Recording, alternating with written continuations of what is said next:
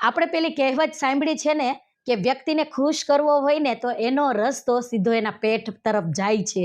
હા, આ વાત સાચી છે. તમારું પેટ જ તમારું મૂડ નક્કી કરે છે કેવી રીતે.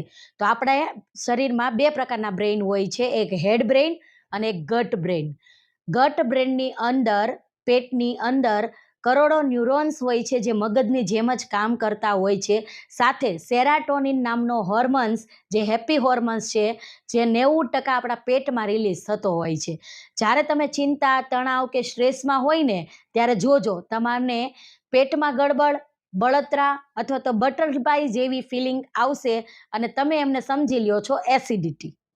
પેટ ખરાબ હોય ત્યારે મૂડ સ્વિંગ થાય, ગુસ્સો આવે, ચિંતા થાય, વજન વધવું, આવી બધી સમસ્યાઓ થઈ શકે છે. પણ પેટ સાફ હોય ત્યારે તમે તમારા દરેક કાર્યો આસાનીથી કરી શકો છો, ખુશ રહી શકો છો. તો પેટને સાફ કરવા માટે, પેટને સારું રાખવા માટે પ્રીબાયોટિક અને પ્રોબાયોટિક આ ફૂડ લેવા જરૂરી છે, જે તમારા ડાયજેશનને સારું કરશે, પાચન સુધારશે અને તમારા દૈનિક દિવસ દરમિયાનના કાર્ય ઇઝી બનાવશે.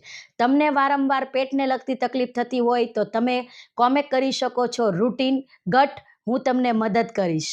Thank you.